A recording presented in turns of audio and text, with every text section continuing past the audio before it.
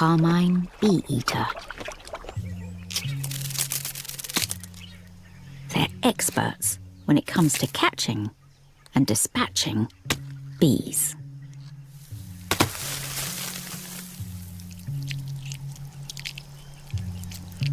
But that's not why they're here. The receding water has left 20-foot banks exposed. From around 500 miles away, 20,000 make the annual journey here to construct yard-long nest burrows in a perfect mix of sand and clay. Latecomers try to move in on the newly dug dream homes, leading to noisy evictions.